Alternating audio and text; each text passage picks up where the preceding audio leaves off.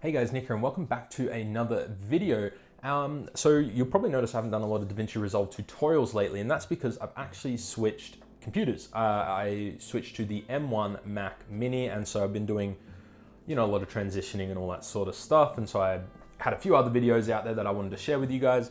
And so now that I have fully transitioned to the M1 Mac Mini, I thought I'd do this little video with you guys to, talk to you about possible performance improvements and that sort of thing. So I guess the computer I was using before was the 16-inch MacBook Pro. Now that was the base model, but it had the graphics card and 512 gigabyte storage.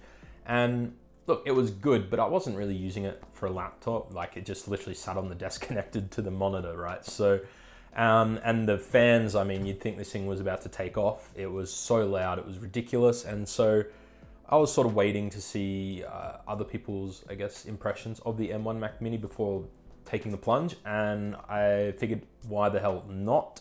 So I did get the M1 Mac Mini. Now I did get the base model, so 8 gig of RAM, everything else seems to be standard across the board. Small hard drive, doesn't really bother me that much. So I figured I'd do a few little comparison tests to, show you guys how much faster or not faster the M1 Max can be compared to the 16-inch MacBook Pro. Now my MacBook Pro had 16 gig of RAM, had a 4 gig graphics card, and it was an i6 core i7, something like that. And then this one is the M1 Mac Mini. It's got the 8 core CPU and GPU, as well as the 8 gig of RAM and 256 gigabyte hard drive. So for the test, all I did is I've got this timeline with 4 4K video clips taken from pexels.com, which is where I get all my royalty-free footage.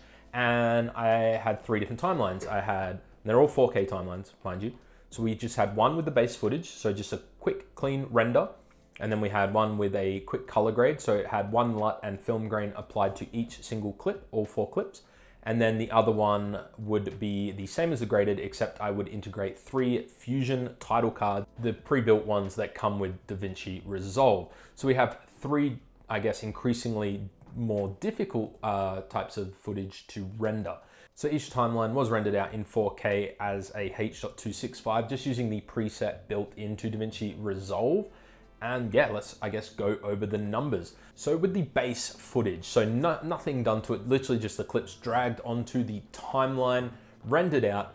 With my MacBook Pro, it rendered out in 33 seconds, which I had no idea if it was good or not.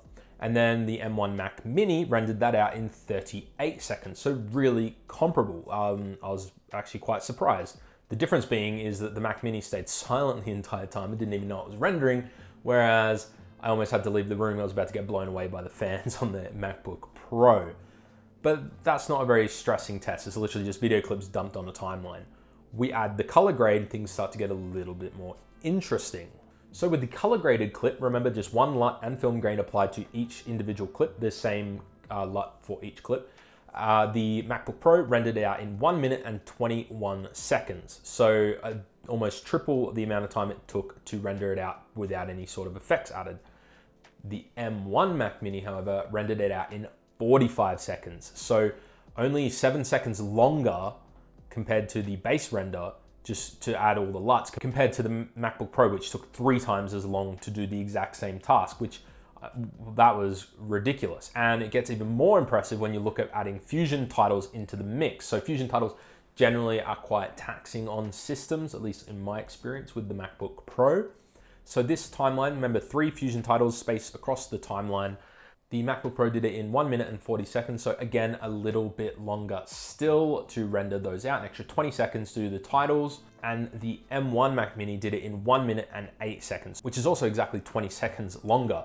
So interestingly enough, in terms of the increase, they had the exact same increase in terms of rendering out Fusion titles, but still the M1 Mac Mini was faster. Now the entire time, honestly, all I could think about is, yeah, the M1 Mac Mini is faster, but it's also silent. And I'm not sure about you guys, but I've definitely noticed some times where, because the MacBook Pro was getting so hot, the render would actually stop. And I'd have to close Davinci Resolve and start the render again. And so that in itself is just a huge feature.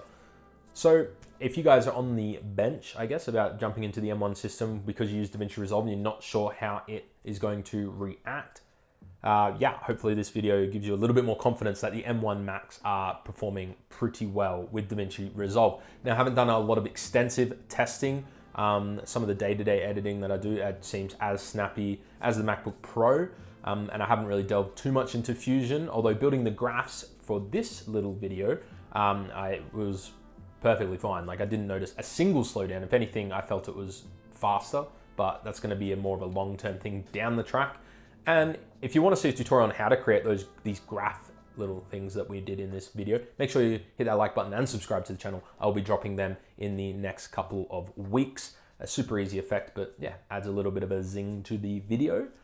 I think that's it for this one, guys. If you enjoyed the video, make sure you hit that thumbs up button, and yeah, I'll see you guys in the next one.